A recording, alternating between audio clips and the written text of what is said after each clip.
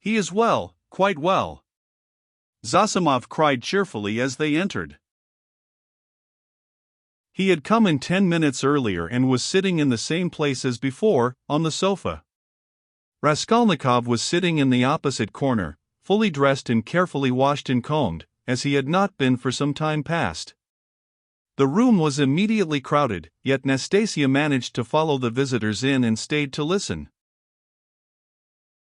Raskolnikov really was almost well, as compared with his condition the day before, but he was still pale, listless, and somber. He looked like a wounded man or one who has undergone some terrible physical suffering. His brows were knitted, his lips compressed, his eyes feverish. He spoke little and reluctantly, as though performing a duty, and there was a restlessness in his movements. He only wanted a sling on his arm or a bandage on his finger to complete the impression of a man with a painful abscess or a broken arm.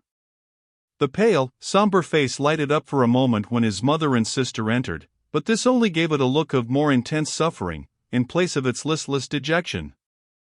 The light soon died away, but the look of suffering remained, and Zosimov, watching and studying his patient with all the zest of a young doctor beginning to practice, noticed in him no joy at the arrival of his mother and sister, but a sort of bitter, hidden determination to bear another hour or two of inevitable torture. He saw later that almost every word of the following conversation seemed to touch on some sore place and irritate it.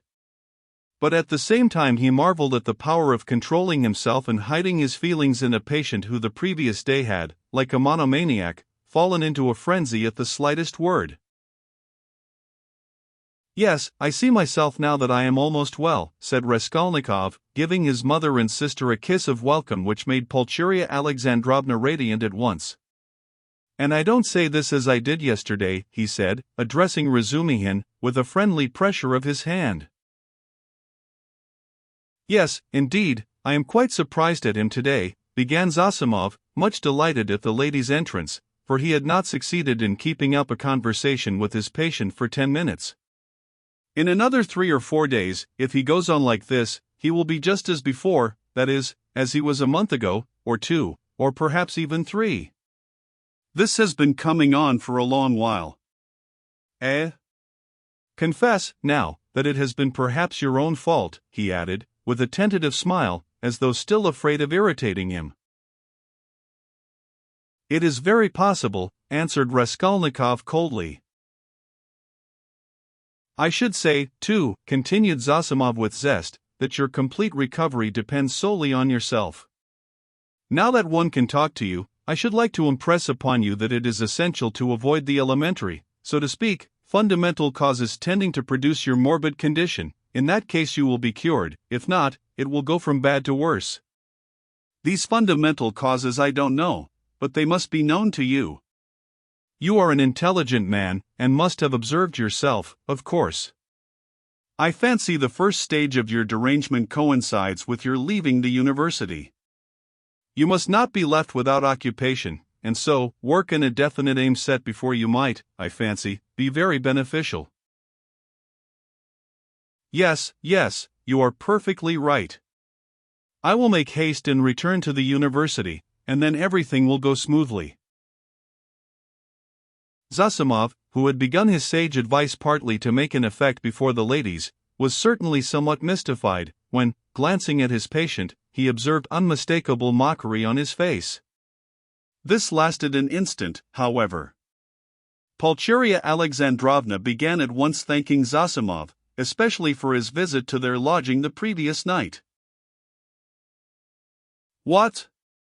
He saw you last night?" Raskolnikov asked, as though startled. "Then you have not slept either after your journey." "Rodia, that was only till 2 o'clock. Dunya and I never go to bed before 2 at home." "I don't know how to thank him either," Raskolnikov went on, suddenly frowning and looking down. Setting aside the question of payment, forgive me for referring to it, he turned to Zosimov. "I really don't know what I have done to deserve such special attention from you. I simply don't understand it, and it weighs upon me, indeed, because I don't understand it. I tell you so candidly." Don't be irritated. Zosimov forced himself to laugh. Assume that you are my first patient. Well, we fellows just beginning to practice love our first patients as if they were our children, and some almost fall in love with them. And, of course, I am not rich in patience. I say nothing about him, added Raskolnikov, pointing to Razumihin, though he has had nothing from me either but insult and trouble. What nonsense he is talking. Why, you are in a sentimental mood today, are you? Shouted Razumihin. If he had had more penetration he would have seen that there was no trace of sentimentality in him, but something indeed quite the opposite. But Avdotya Romanovna noticed it. She was intently and uneasily watching her brother. As for you, mother, I don't dare to speak, he went on, as though repeating a lesson learned by heart. It is only today that I have been able to realize a little how distressed you must have been here yesterday, waiting for me to come back. When he had said this, he suddenly held out his hand to his sister, smiling without a word. But in this smile there was a flash of real unfeigned feeling. Dunya caught it at once, and warmly pressed his hand, overjoyed and thankful. It was the first time he had addressed her since their dispute the previous day. The mother's face lighted up with ecstatic happiness at the sight of this conclusive unspoken reconciliation. Yes, that is what I love him for, Razumihin, exaggerating it all, muttered to himself, with a vigorous turn in his chair. He has these movements. And how well he does it all, the mother was thinking to herself. What generous impulses he has, and how simply, how delicately he put an end to all the misunderstanding with his sister, simply by holding out his hand at the right minute and looking at her like that. And what fine eyes he has, and how fine his whole face is. He is even better looking than Dunya. But, good heavens, what a suit, how terribly he's dressed. Vasya, the messenger boy in Afanassy Ivanitch's shop, is better dressed. I could rush at him and hug him, weep over him, but I am afraid.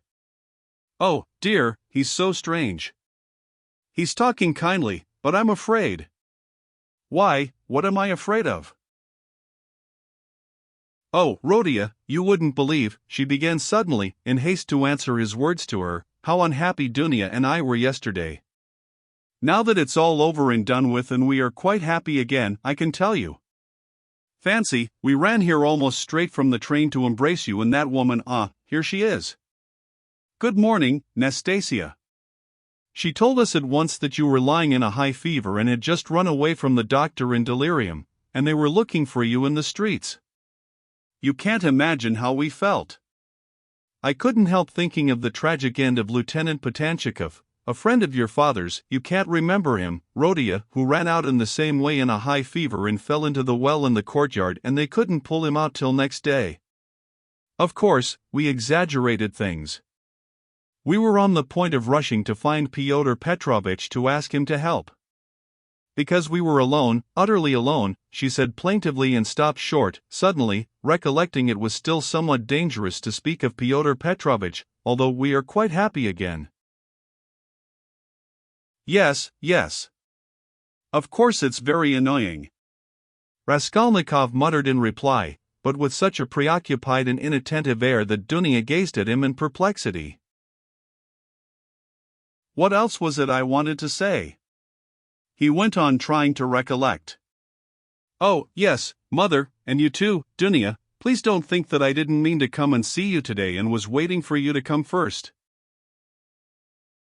What are you saying, Rhodia? Cried Pulcheria Alexandrovna. She, too, was surprised.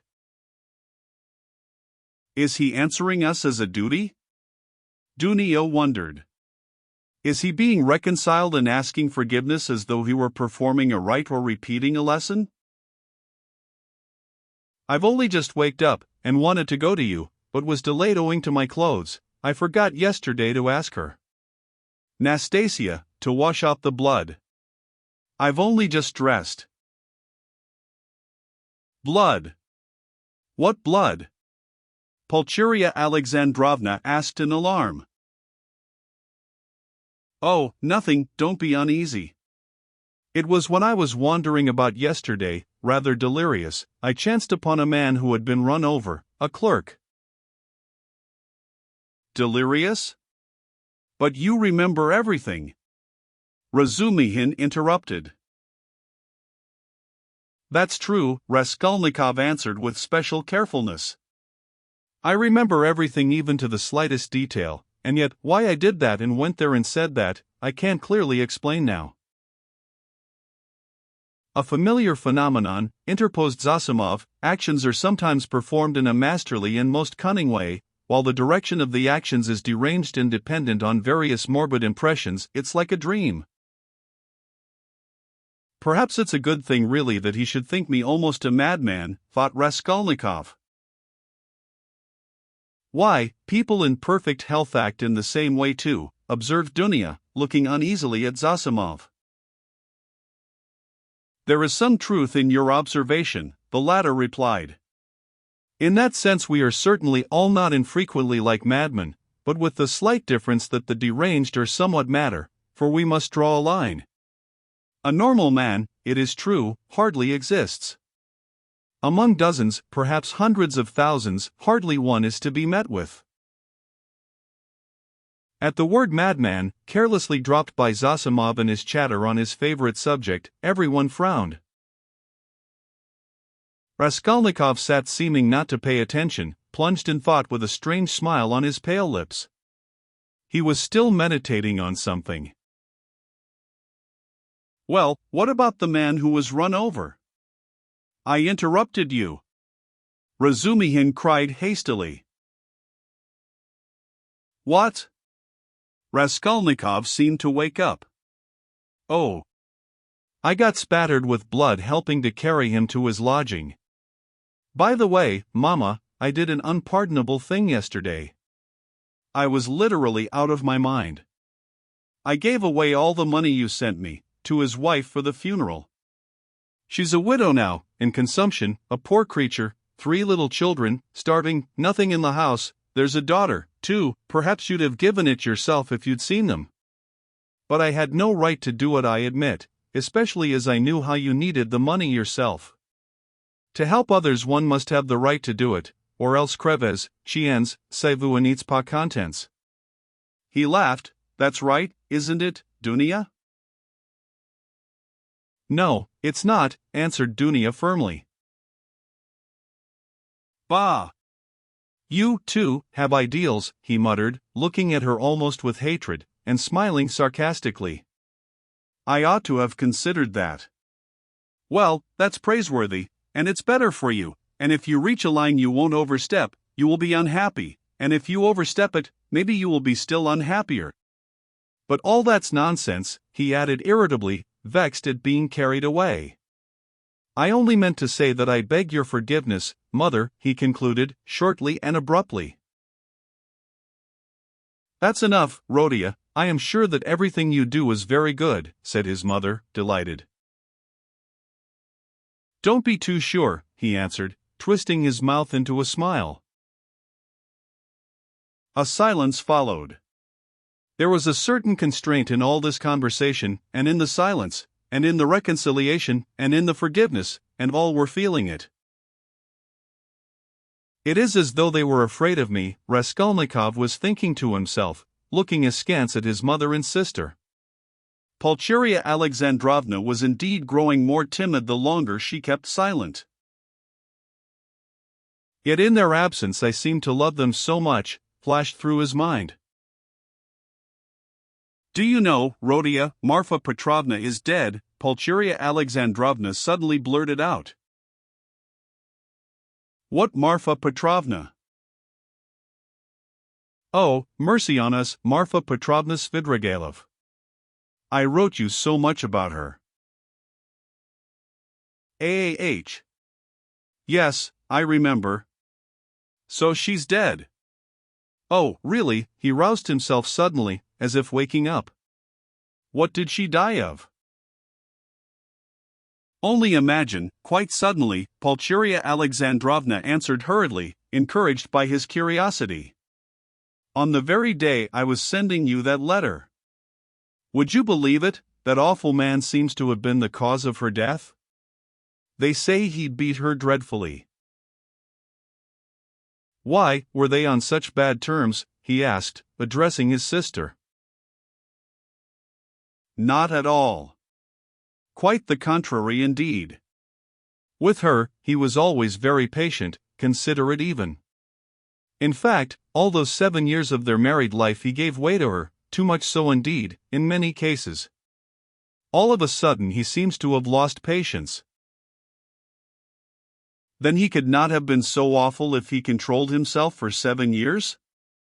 You seem to be defending him, Dunia? No, he's an awful man. I can imagine nothing more awful. Dunia answered, almost with a shudder, knitting her brows, and sinking into thought. That had happened in the morning. Pulcheria Alexandrovna went on hurriedly. And directly afterwards she ordered the horses to be harnessed to drive to the town immediately after dinner. She always used to drive to the town in such cases.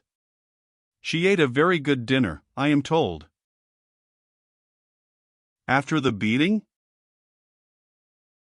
That was always her habit, and immediately after dinner, so as not to be late in starting, she went to the bathhouse. You see, she was undergoing some treatment with baths. They have a cold spring there, and she used to bathe in it regularly every day, and no sooner had she got into the water when she suddenly had a stroke. I should think so, said Zosimov. And did he beat her badly? What does that matter? Put in Dunia. But I don't know why you want to tell us such gossip, mother, said Raskolnikov irritably, as it were in spite of himself. Ah, my dear, I don't know what to talk about, broke from Pulcheria Alexandrovna. Why, are you all afraid of me? He asked, with a constrained smile. That's certainly true, said Dunia, looking directly and sternly at her brother. Mother was crossing herself with terror as she came up the stairs.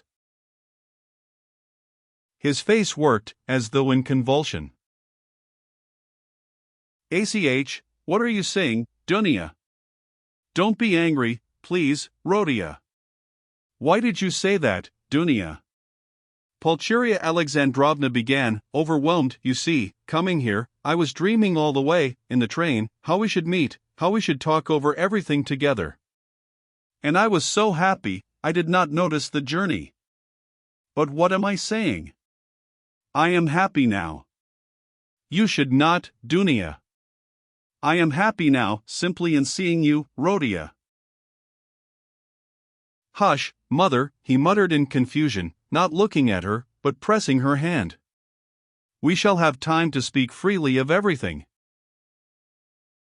As he said this, he was suddenly overwhelmed with confusion and turned pale.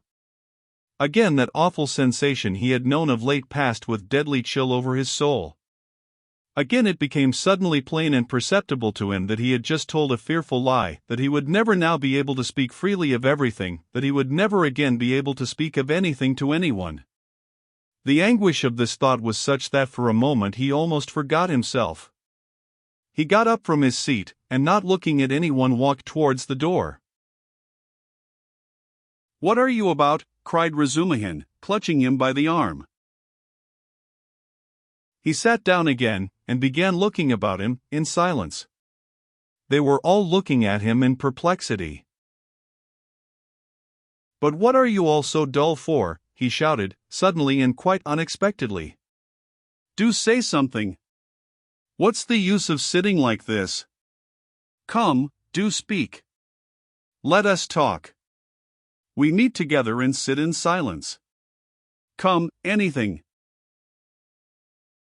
Thank God, I was afraid the same thing as yesterday was beginning again, said Pulcheria Alexandrovna, crossing herself.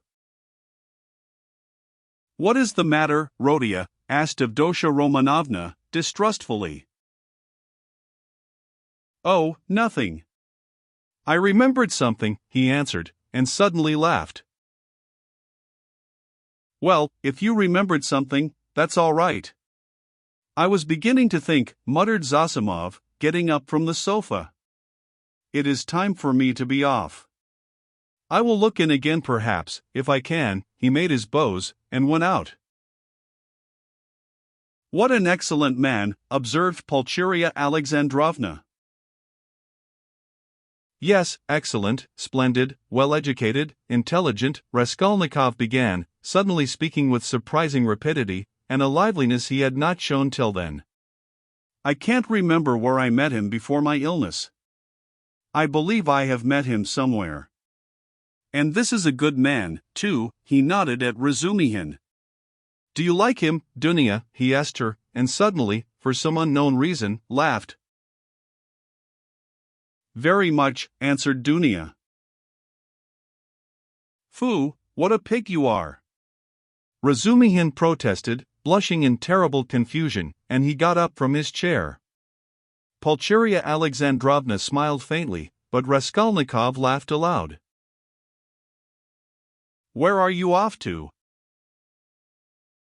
I must go.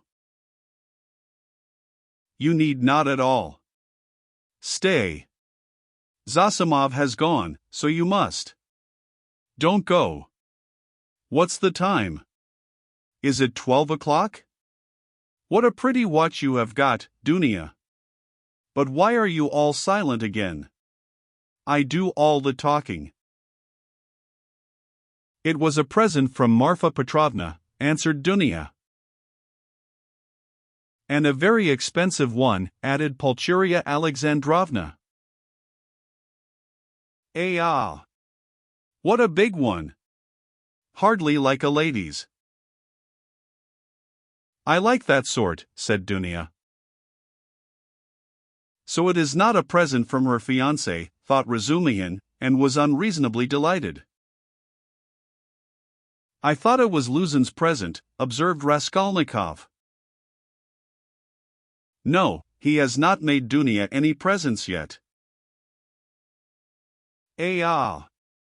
And do you remember, mother, I was in love and wanted to get married, he said suddenly, looking at his mother, who was disconcerted by the sudden change of subject and the way he spoke of it. Oh, yes, my dear. Pulcheria Alexandrovna exchanged glances with Dunya and Razumihin. Yes. What shall I tell you? I don't remember much indeed. She was such a sickly girl, he went on, growing dreamy and looking down again. Quite an invalid. She was fond of giving alms to the poor, and was always dreaming of a nunnery, and once she burst into tears when she began talking to me about it. Yes, I remember. I remember very well. She was an ugly little thing. I really don't know what drew me to her then. I think it was because she was always ill. If she had been lame or hunchback, I believe I should have liked her better still, he smiled dreamily. Yes, it was a sort of spring delirium. No, it was not only spring delirium, said Dunya, with warm feeling. He fixed a strained intent look on his sister, but did not hear or did not understand her words. Then, completely lost in thought, he got up, went up to his mother, kissed her, went back to his place and sat down. You love her even now, said Pulcheria Alexandrovna, touched. Her? Now? Oh, yes. You ask about her? No. That's all now, as it were, in another world, and so long ago. And indeed everything happening here seems somehow far away. He looked attentively at them. You, now. I seem to be looking at you from 1,000 miles away, but goodness knows why we are talking of that. And what's the use of asking about it, he added with annoyance, and biting his nails, fell into dreamy silence again. What a wretched lodging you have, Rhodia. It's like a tomb, said Pulcheria Alexandrovna, suddenly breaking the oppressive silence. I am sure it's quite half through your lodging you have become so melancholy. My lodging, he answered, listlessly. Yes, the lodging had a great deal to do with it. I thought that, too. If only you knew, though, what a strange thing you said just now, Mother, he said, laughing strangely. A little more, and their companionship, this mother and this sister, with him after 3 years' absence, this intimate tone of conversation, in face of the utter impossibility of really speaking about anything, would have been beyond his power of endurance. But there was one urgent matter which must be settled one way or the other that day, so he had decided when he woke. Now he was glad to remember it, as a means of escape. Listen, Dunya, he began, gravely and drily, of course I beg your pardon for yesterday, but I consider it my duty to tell you again that I do not withdraw from my chief point. It is me or Luzin. If I am a scoundrel, you must not be. One is enough. If you marry Luzin, I cease at once to look on you as a sister. Rhodia, Rhodia. It is the same as yesterday again, Pulcheria Alexandrovna cried, mournfully. And why do you call yourself a scoundrel? I can't bear it. You said the same yesterday. Brother, Dunya answered firmly and with the same dryness. In all this there is a mistake on your part. I thought it over at night, and found out the mistake. It is all because you seem to fancy I am sacrificing myself to someone and for someone. That is not the case at all. I am simply marrying for my own sake, because things are hard for me. Though, of course, I shall be glad if I succeed in being useful to my family. But that is not the chief motive for my decision. She is lying, he thought to himself, biting his nails vindicatively. Proud creature. She won't admit she wants to do it out of charity. Too haughty. Oh, base characters. They even love as though they hate.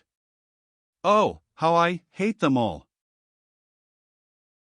In fact, continued Dunya, I am marrying Pyotr Petrovitch because of two evils I choose the less.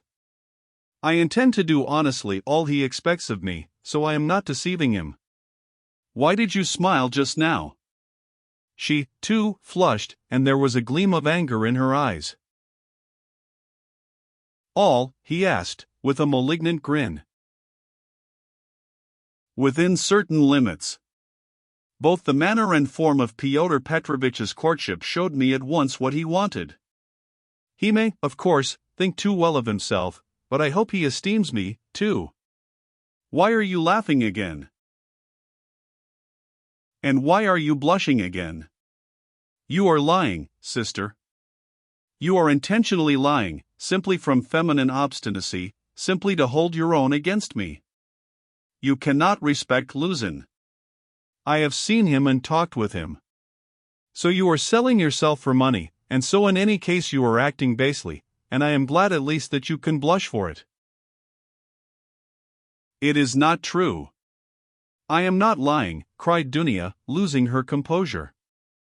I would not marry him if I were not convinced that he esteems me and thinks highly of me. I would not marry him if I were not firmly convinced that I can respect him. Fortunately, I can have convincing proof of it this very day, and such a marriage is not a vileness, as you say. And even if you were right, if I really had determined on a vile action, is it not merciless on your part to speak to me like that? Why do you demand of me a heroism that perhaps you have not either? It is despotism, it is tyranny. If I ruin anyone, it is only myself. I am not committing a murder. Why do you look at me like that? Why are you so pale? Rhodia, darling, what's the matter? Good heavens! You have made him faint, cried Pulcheria Alexandrovna. No, nonsense. It's nothing. A little giddiness, not fainting. You have fainting on the brain. Yes, what was I saying? Oh, yes. In what way will you get convincing proof today that you can respect him, and that he esteems you, as you said? I think you said today? "Mother, show Rhodia Fyodor Petrovitch's letter," said Dunya. With trembling hands, Pulcheria Alexandrovna gave him the letter. He took it with great interest, but, before opening it, he suddenly looked with a sort of wonder at Dunya. "It is strange," he said, slowly, as though struck by a new idea. "What am I making such a fuss for? What is it all about? Marry whom you like." He said this as though to himself, but said it aloud, and looked for some time at his sister, as though puzzled. He opened the letter at last, still with the same look of strange wonder on his face. Then, slowly and attentively, he began reading, and read it through twice. Pulcheria Alexandrovna showed marked anxiety, and all indeed expected something particular. "What surprises me," he began, after a short pause, handing the letter to his mother, but not addressing anyone in particular, "is that he is a businessman, a lawyer, and his conversation is pretentious indeed, and yet he writes such an uneducated letter." They all started. They had expected something quite different. "But they all write like that, you know," Razumihin observed, abruptly. "Have you read it?" "Yes. We showed him Rhodia. We consulted him just now," Pulcheria Alexandrovna began, embarrassed. "That's just the jargon of the courts," Razumihin put in. "Legal documents are written like that to this day." "Legal?" "Yes, it's just legal business language, not so very uneducated, and not quite educated business language." Fyodor Petrovitch makes no secret of the fact that he had a cheap education. He is proud indeed of having made his own way, Avdotya Romanovna observed, somewhat offended by her brother's tone. "Well, if he's proud of it, he has reason, I don't deny it. You seem to be offended, sister, at my making only such a frivolous criticism on the letter, and to think that I speak of such trifling matters on purpose to annoy you. It is quite the contrary. An observation apropos of the style occurred to me that is by no means irrelevant as things stand. There is one expression, blame yourselves, put in very significantly and plainly, and there is besides a threat that he will go away at once if I am present. That threat to go away is equivalent to a threat to abandon you both if you are disobedient, and to abandon you now after summoning you to Petersburg. Well, what do you think? Can one resent such an expression from Luzin, as we should if he pointed to Razumihin, had written it, or Zosimov, or one of us? And no, answered Dunya, with more animation. I saw clearly that it was too naively expressed, and that perhaps he simply has no skill in writing. That is a true criticism, brother. I did not expect, indeed. It is expressed in legal style, and sounds coarser than perhaps he intended. But I must disillusion you a little. There is one expression in the letter, one slander about me, and rather a contemptible one. I gave the money last night to the widow, a woman in consumption, crushed with trouble, and not on the pretext of the funeral, but simply to pay for the funeral, and not to the daughter, a young woman, as he writes, of notorious behavior, whom I saw last night for the first time in my life, but to the widow. In all this I see a too hasty desire to slander me and to raise dissension between us. It is expressed again in legal jargon, that is to say, with a too obvious display of the aim, and with a very naive eagerness. He is a man of intelligence, but to act sensibly, intelligence is not enough. It all shows the man, and I don't think he has a great esteem for you. I tell you this simply to warn you, because I sincerely wish for your good." Dunya did not reply. Her resolution had been taken. She was only awaiting the evening. "Then what is your decision, Rhodia?" asked Pulcheria Alexandrovna, who was more uneasy than ever at the sudden, new businesslike tone of his talk. "What decision?" "You see, Fyodor Petrovitch writes that you are not to be with us this evening, and that he will go away if you come. So will you come? That, of course, is not for me to decide, but for you first, if you are not offended by such a request, and secondly, by Dunya, if she, too, is not offended. I will do what you think best, he added, drily. Dunya has already decided, and I fully agree with her, Pulcheria Alexandrovna hastened to declare. I decided to ask you, Rhodia, to urge you not to fail to be with us at this interview, said Dunya. Will you come? Yes. I will ask you, too, to be with us at 8 o'clock, she said, addressing Razumihin. Mother, I am inviting him, too. Quite right, Dunya. Well, since you have decided, added Pulcheria Alexandrovna, so be it. I shall feel easier myself. I do not like concealment and deception. Better let us have the whole truth. Pyotr Petrovitch may be angry or not, now.